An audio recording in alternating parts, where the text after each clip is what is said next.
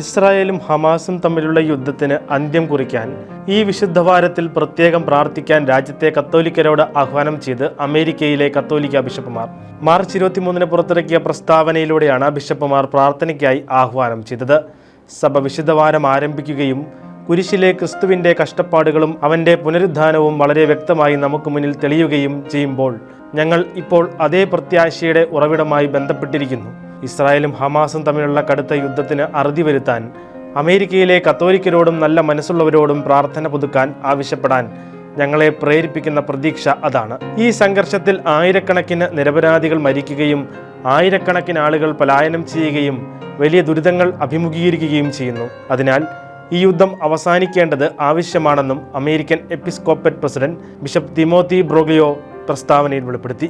യുദ്ധം അവസാനിപ്പിക്കാനുള്ള ഫ്രാൻസിസ് പാപ്പായുടെ ആഹ്വാനം അനുസ്മരിച്ച ബിഷപ്പുമാർ വെടിനിർത്തലിൻ്റെ ആവശ്യകതയും തട്ടിക്കൊണ്ടുപോയ എല്ലാവരെയും മോചിപ്പിക്കേണ്ടതിൻ്റെ ആവശ്യകതയും എടുത്തു പറഞ്ഞു. ക്രിസ്ത്യാനികൾ എന്ന നിലയിൽ ഞങ്ങൾ പുനരുദ്ധാനത്തിൻ്റെ പ്രത്യാശയിൽ നങ്കുരമിട്ടിരിക്കുന്നു. വിശുദ്ധ ഭൂമിയിൽ നീതിയും ശാശ്വതവുമായ സമാധാനത്തിനായി പ്രാർത്ഥിക്കുന്നുവെന്നും പ്രസ്താവനയിൽ ബിഷപ്പുമാർ അടിവരയിട്ടു.